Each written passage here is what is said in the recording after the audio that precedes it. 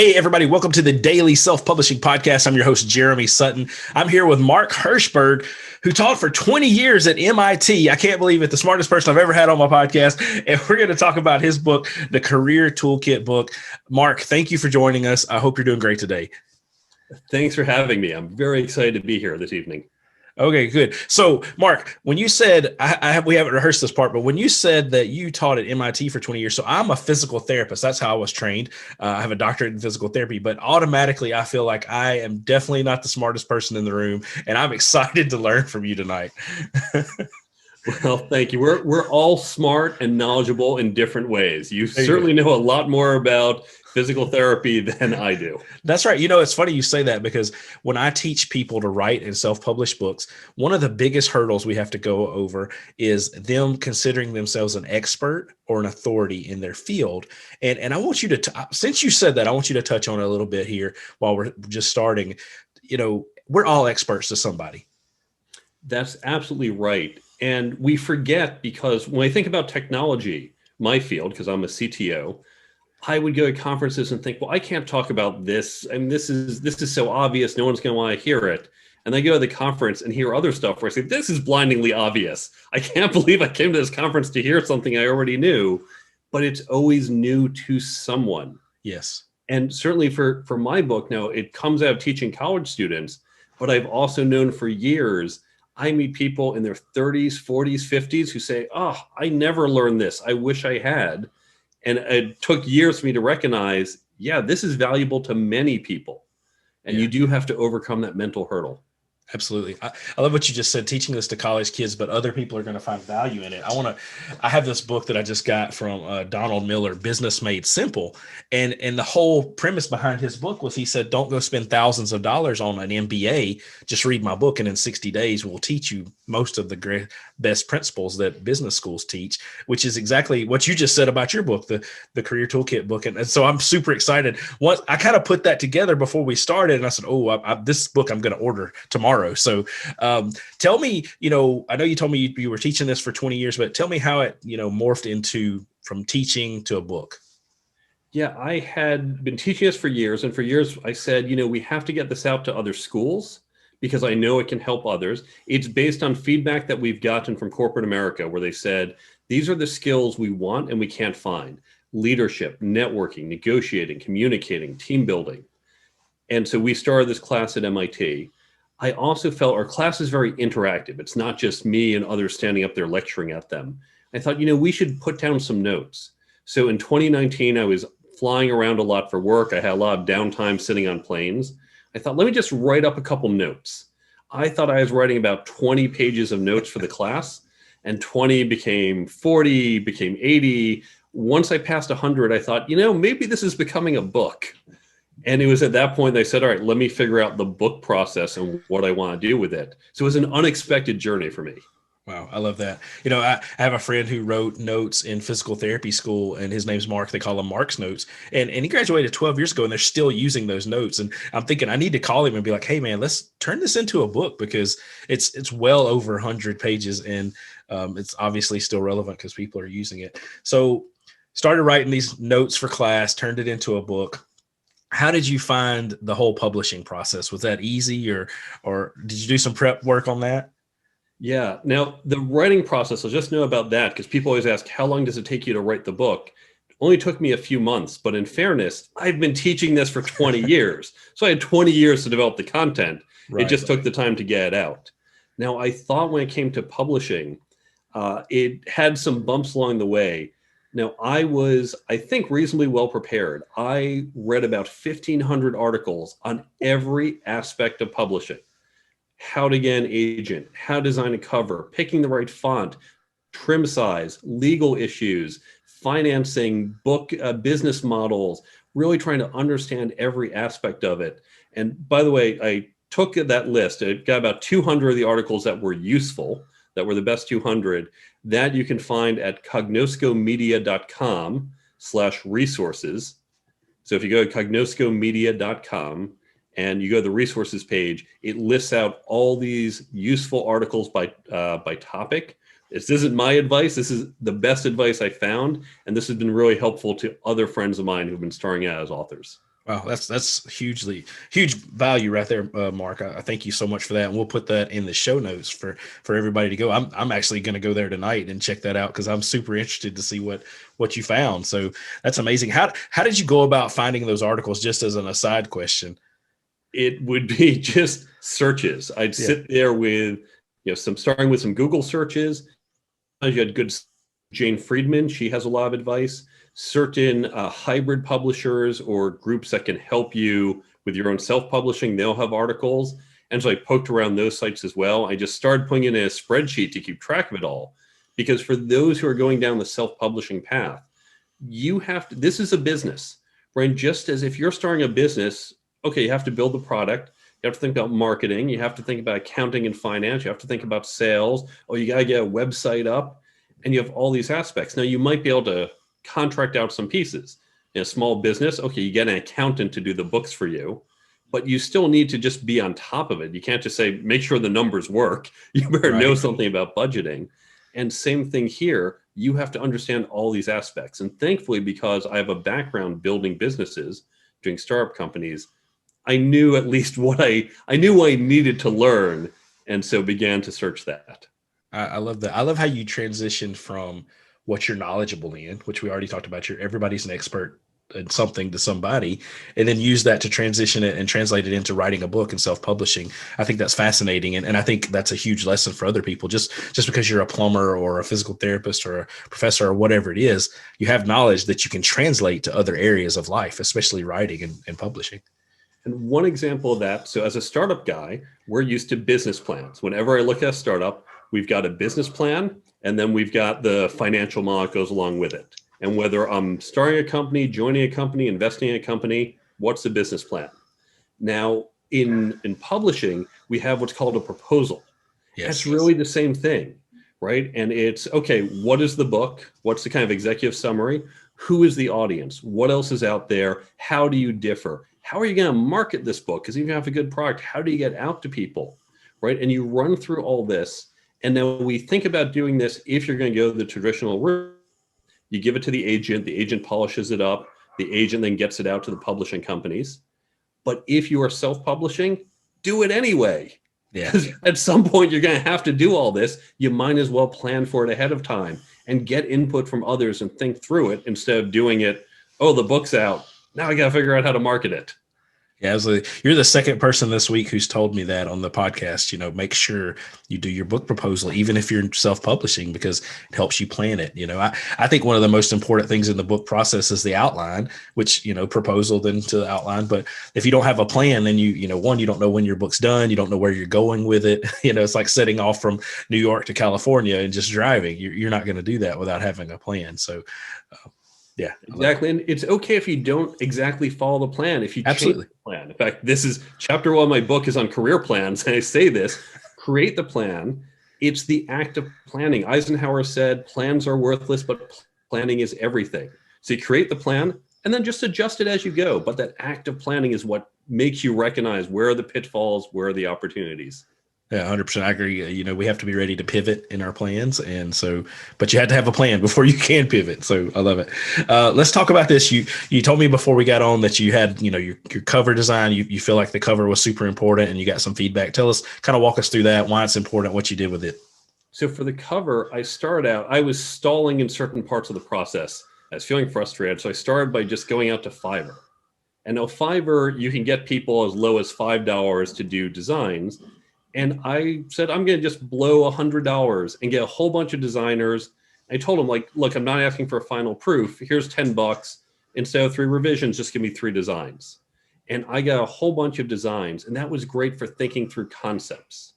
Now, my plan was whoever did a great job, I'd give them a bonus. I didn't tell them this. Ultimately, I did get a really experienced designer who also gave me some cover designs. But I had literally scores of designs to choose from. Now, what I did, I know design is not my strength. This is not where I'm good. So I created 2 lists, 2 panels of people to get feedback. So one was the panel of, you are my target audience. You are the people I want to buy the book. The other was just any friend who is interested. And so the second one I just posted on Facebook and just said, hey, here's a quick survey. I used Google Forms. I said, I took some of my favorite covers, I put it up, I said, check the ones you like, any feedback, anything, oh, I like the colors, hate the font, whatever. And literally it takes them 60 seconds, but I got a lot of feedback. As a side benefit, I didn't even think about this. My friends later said, oh, it's been great watching you on this journey of your book. And they felt engaged, right? Yes. Because, oh, I helped with the cover, right? And they're not thinking this was all my effort, but they feel connected to it. And when you do that with your audience, right, it's going to help your audience get excited about your book and want to promote the book. Now, for me, it was very clear. Both groups came back and said, okay, here's a clear cover. And by the way, the reason I separated them, if my friend said one thing, but my audience said another, I'm selling to my audience. My friends will buy it anyway, but the audience represents my market. Now, in my case, you can see over my shoulder the cover, and we have this iconography on the book. In fact, I'm going to hold up a closer version of the book so you can take a look at. Yeah. So we've got this iconography, right? These kind of generic business icons.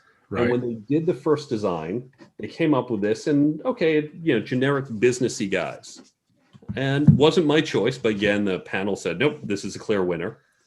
I said, okay, if we're going to do this, I want to make sure it connects to the book. I don't want generic business. I want the icons to correspond to the chapters. So I have chapters on networking, on communications, on leadership. And so the icons, each one corresponds to one of these topics. Okay, that's cute, that's nice. So it's on the cover. Each chapter, you've got the icon and the chapter start that says, here's the chapter. Now I also have an app, which I'm sure we'll talk about in a bit. I've got the icons on the app for each of the app categories. I have a website with the icons on it. When I started the blog, the icons represent the blog categories. When I tweet on social media, if I'm talking about a topic, I can use the icons. When I do talks, I use the icons. So what I've done is I took the cover and turned it into an entire brand. And so you should be conscious with your cover. You want to think of a few things. First, is this going to be the first of many books, right? I might do a volume 2 or 3. Can this cover be different but similar enough that people recognize it's part of the series? And then also, can you turn it into a larger brand as you go across other media channels? Mark, I need to digest that a minute, because that is gold right there. Can you, I would just want to back up so people listening can understand this. You did the iconography, and then you embedded it into every part of your book and your app. And then you said, okay, now can we tweak this? Can we change the color? Can we change, some lettering, but still make it look the same as a series? And then can we use it to brand? So that's some next level intelligence right there, because that's really what your book, some people say the book is your business card, and I slightly disagree with that. I think the book is a business in itself, and you can use it that way. It's semantics really, but I love where your head is at. And I think that's huge for the audience to listen to and say, look, okay, let's think ahead with this book. Let's not think today that we want the book done. We want to think about years from now. So 80% of the population wants to write a book. Out of that 80%, 1% actually does. What percentage of that is a good book? Who knows? But, you may not write another book. And so let's try to think in this first one, long-term, how's it going to serve us later? Right. And to the point you raised, people write books for different reasons. And this should be the first question in your book proposal. Why are you writing the book? Yes. Now, for some people, it's just, I got to get it out of me. I just want to say I wrote a book, and fantastic, write the book. For some, it is that business card. It is, hey, I'm a consultant. And when I meet with you, I give you my pitch and say, oh, and by the way, here's my book, right? I leave it like a business card. In that case, you're not worried about trying to sell lots of copies. That's not how you're making money. No. But certainly you want to tie in. Wouldn't it be great if that book ties in to the PowerPoint presentation and other leave behinds, to your website, consistent branding with your existing business, right? In other cases, it might be, I'm, again, a consultant. How do I stand out from every other consultant with my background? Well, I'm the guy with the book. But again, when I hear about you and I hear, oh, you got the book, okay, heard about the book. Now I go to your website. I want to see that brand consistency. I want to see, the guy who did the book, that's the guy whose website I'm going to, that I'm about to engage with. And then there are some other models as well that we can talk about. Yeah. Oh man, I love that. I really, we could probably talk about this for 12 hours today. And I think I said this yesterday on my podcast, but I love where your head's at and the branding and all of it goes into. So let's go from the iconography to the branding and let's talk about that. Why is it so important to do that? And how have you used your book in your branding? Yeah, this is a new venture for me because it's different than my day job. And the teaching has mostly been for fun to date, but it's building that consistent branding. And especially my goal is this type of book will get word of mouth marketing. And how do they recognize? And the words I use, career and toolkit, those are common words. It's not like I made up some new word that's really unique. So Right. how do I stand out? How do, when they do a Google search or an Amazon search and say, yeah, it's career book, career something. But if they say, oh, right, he has those icons, I recognize that style, it's going to help stand out. Yes, it absolutely is. And I think I mean, this is brilliant what you're talking about because it makes perfect sense. And I'll mention further, as we looked at the different books, so there were very different styles. My personal favorite cover, it was helpful to have this panel because all the women said that cover's a little sexist. It had a guy walking up the stairs carrying a briefcase with a Superman cape. And I really liked that, but I said, it's a guy, it doesn't appeal to me.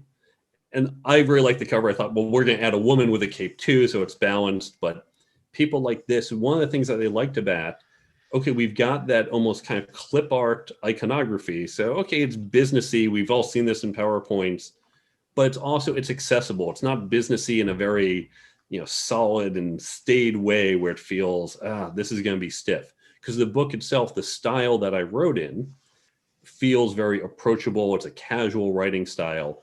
And your cover design should reflect not just the content, but even the style. So it sets people up for how are they going to engage with the book. Is it a very formal cover? Is it silly? Is it engaging? Is it casual? Is it mysterious? You want to get that consistency. Yeah, I love that. Absolutely.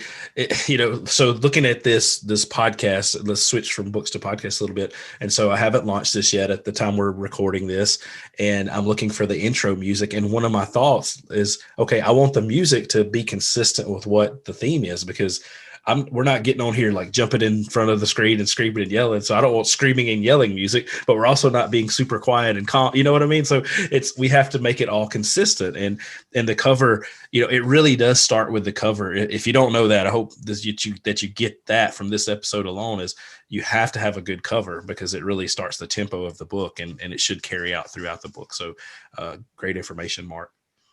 Yeah, cover is not going to sell your book, but a bad cover will stop sales of your book. Absolutely. The cover is not where you show your artistic genius. And by I used to say that a lot, and now I stop because you shouldn't be designing the cover if you're not a cover designer. Absolutely. So yeah, after we had the book written, we got the cover designers, we picked the cover design, and then from there, once the cover was nearly finalized, wasn't 100%, but we were just doing minor tweaks, font size, a little positioning. From there, I went to my web designer and said, okay, now we're going to do the website. And for this as well, I looked at articles on website design. I looked at what are good websites, what do I like? And I said, here are 6 websites I like. Here are ones I hate. And, your websites can be fairly standard. You've got the about the author, about the book, some other pieces. So that was standard, but she could then take that look and feel from the book and apply it to the website. And then we Yes. did the same thing when we built the app. We could take the look and feel and apply it for that brand consistency. Yeah, I love it. Okay, man. Well, so you keep beating it. Let's do it. Tell me about the app. The app, this is something I am shocked this has not been done before. I didn't mean to build the app. I went to go buy it, but it didn't exist. So what I've done, when you have a book like this, and this is true for, I think, a lot of business books, a lot of self-help books, you read the book and then 3 weeks later, what happens? People they forget about it. Yeah, nothing happens. Now, if we think about the best content out there, right? So we'll start with fiction. Let's take Harry Potter. Harry Potter is not just a book, it's a movie. Okay, that's just a visual book, but it's also an amusement park. It's Halloween costumes. It's Pottermore Online. It's all the games I buy for my nephews because people want to experience it, not just when they're reading the book. They want to engage with that content in different places. And of course, that can be monetized by them in different ways. Right. Now, when I think about my book, the first issue I named is You Forget a Few Weeks Later. Here's the other issue. I have a chapter on networking, how to network. As we talk about, we never teach anyone. You're not going to be carrying my book at a networking event. You're not going to say, hey, nice to meet you. Hold on, I got to flip to page 172. So the content isn't where and when you want it. And this is because historically, we only know how to put the content between two pieces of cover. It's just a bunch of dead trees. Or now we can do an online video. But we as content creators, fiction and nonfiction, need to take that content and expand it outside of these traditional confines to make it available when and where our readers want it. So what I did with the app, it's a free app. People can download it. And it's like a daily affirmation. It just pops up each day, one of the tips from the book, because I know they'll forget in 3 weeks. But what happens, they go, oh, right, yeah, that was a good tip on networking. Oh, right, that's what I should do to improve my leadership. So it builds retention. There's no real effort. It literally just pops up and they swipe it away. So very low cost. I'm not just talking money, I'm talking effort. Right. From the perspective of the reader, great. They're going to retain the content better. And of course, that's what we want as authors, right? We wrote it to help people. Now we get a benefit as an author because what happens, now they remember our book. Now it's top of mind. When you get word of mouth marketing, is that a book they read 3 years ago? Or is that a book they read last week or were reminded of this morning? That's right. And so it's this double benefit. So I really thought this app would exist. It didn't. And so I built the app. I've got a patent filed on it. And I built as a white label system because I think more authors are going to want to use this type of app to market their books. Man, you are blowing my mind. that is amazing. So what's the app called that you for your book? So the one for my book is called the Career ToolKit app. Sure. You just search for it on the store from my website. We're looking at two different ways to do this. Does it make sense to do it a per book app, which on the one hand gets the author complete share of voice, but it means the author, especially for new authors, you have to go out, you have to convince people to download it. If you think selling books is hard, convincing people to download an app, even a free one, is hard. We might do a kind of Kindle version where it's one app that you can just download multiple content from different books, because that allows newer authors to get out there in front of books and you can do the recommendation. People who read this might want that. And now there's a big question here. And one of the reasons I self-published, some traditional publishers said, wait a second, you're taking your content and you're putting it in a free app. And that was scary to them.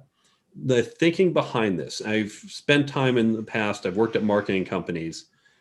There might be someone out there who says, ooh, $20, that's expensive. So I'm going to take the app, I'm going to sit through there and go through everything and try to memorize it.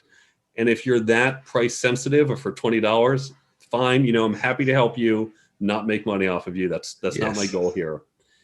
If you just look and get these kind of fortune cookie messages without the context of reading it in the book and putting it together, I don't think it's going to be that helpful. It is when you've read that story in the book and then you get the reminder to it. And so, yeah, I might lose a few sales of someone saying, no, I'm just going to get the app. But I think the value I create for the audience of, wow, that was a great book, and it really sunk in because I had that app, and the value I get from being top of mind and word of mouth marketing more than offsets the people who say, no, I can do the app for free. Yeah. I just want to back up a little bit and talk about what you said. What book do you recommend? Is it the book you read 3 months ago, 3 years ago, or 3 weeks? And this book I showed you, Donald Miller's book already, I sent that book to two people, like one in Louisiana where I live and one in Pennsylvania. And they got it today. And I'm reading that book currently. I don't send books to people that I'm not reading. I love what you're saying. You're top of mind, word of mouth. Let's get the app. You're getting something every day, a little, one of the movies, I don't know if you've seen this movie, Mark, if you're big into it, but on Netflix, there was a movie called Push, and it was about social media and about social cues that can get people to do something. And throughout the whole show, it was an experiment on trying to get someone to push another person off the building at the end of it. And everybody was an actor except for the target. And he didn't push the guy off the building, but they did it with 3 other people, and all 3 of them did. And so we know that these little pushes, or these little, memos, or, notifications, like, there we go, affect us in some sort of way. And so the more that you can every day, hey, it's Mark again. It's Mark. Hey, it's the Career ToolKit book guy again. It's like, here, let's get this top of mind. I love that. I think it's brilliant. So basically the app just came out of necessity again. Like, you wanted this tool and it wasn't there, so you created it. Yeah. And I was fortunate to have a background in digital media where I had thought through some of these concepts. For example, taking a traditional book, and books always got turned into movies, but now really, when you think about fiction books turn into video games, which is a more interactive and richer experience. Sure. And that's been talked about for a while in fiction. I thought about that idea in nonfiction, right? And it's not going to be a game necessarily, and right. It'd be great if we can come up with it, lots of work, but it's just taking that content and making it more interactive for the audience, and ultimately making it available when and where the audience wants it. Yeah, I think that's amazing. And I think that's a huge way to win with your book and in your business, is give something, when we need it or when we want it.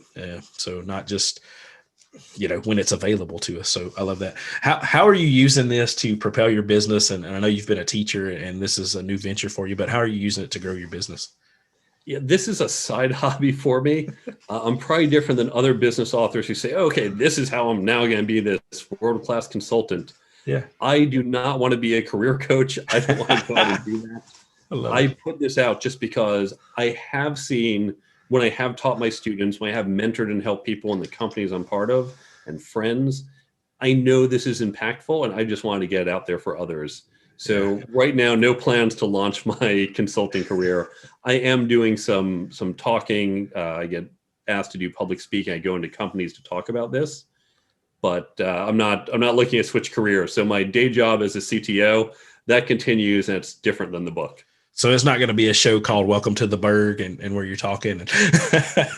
There may be some opportunities where we can take this content, and maybe if it turns into a TV show down the road, I wouldn't be opposed to that. But this isn't going to be, I'm not quitting my day job. Mostly because I love my day job and want to keep doing that. That's amazing. I think that's amazing. I love servant leadership, Mark. One of my very first podcasts was about servant leadership. And I think that you epitomize the ultimate servant leader, because I know you have a career that you love, obviously, just looking at you and hearing you talk about it, but you put this out to help other people. So I absolutely love that. So in that kind of mindset, what are 3 to 5 things that you would tell somebody that wants to write and self-publish a book that could help them get it off the ground? Yeah, they're hard to limit to 3 to 5. Sure. I would say do your research, understand the industry, so you can take those articles that I did or that you find elsewhere, but just know what you're getting into, because you're not going to design your own cover, as you said, but you should know how to hire a cover designer and recognize, are they on the right track or not, and have some thoughts about it. Write that business plan, write that proposal, even if you're self-publishing. So you've got that guide, so you've got that clear plan. Get feedback, find an authors group. One of the best things I did, I was very lucky. I know a couple great business authors. I reached out early and said, hey, it turns out I'm writing a book unexpectedly. What do I need to know? What should I do? And one of them said, get on podcasts. This is important to promote your book. Yes. So glad she told me that. So find other authors. In fact, for podcasts, so here's a great thing you can do. Not only can you help each other through the process, if you find other authors with similar books, reaching out to podcasts, it's a long, arduous, tiring process. It's a lot of outreach and smile and dial. But you can then, once you're on a podcast, say, hey, this was great. Listen, if you want other people like me, my friend did a similar book. Now you get your friend on, and your friend does the same to you. So now if there's 3 of you who all have a similar book coming out around the same time, say within the same year, you've just tripled your capacity to go out and connect to podcasts. You all help each other. So form these writing groups, obviously for the writing and editing process and the feedback, but for the marketing as well, you can help each other. and just talk to other people, learn from those who have gone there before. Yeah, those are great. I love what you said about recommending your author friends and getting all the other podcasts. And as soon as I stop recording, I want names from you. But I think that's love it. I love it, man. Mark, thank you so much. Where can we go find you? I know the Career ToolKit book.com. And then what was your other website where if we want to learn more about it? Cognosco Media, COGNOSCO. It's Latin, media, media.com. And so if you go to the careertoolkitbook.com, you can obviously learn about the book. You can see how I thought about website design. You can get links to the app to see that. You can look at the resources page. That was something not all authors have. I put that up there because, again, that engages people further. They say, it's not just the book. I want to come back and see what resources you have there. Yes. So you can feel free to take any of the ideas you see in the book, the app, the website, and use them to make yourself successful. Wonderful. Guys, I hope y'all have enjoyed this amazing podcast with Mark. What he's saying is solid gold, and this may be one that you want to go back and listen to over and over again because it's some wonderful information. Order his book, The Career Toolkit Book, at the Career Toolkitbook.com. And Mark, again, thank you so much for joining me. It was a pleasure. Thank you for having me. I've really enjoyed being here.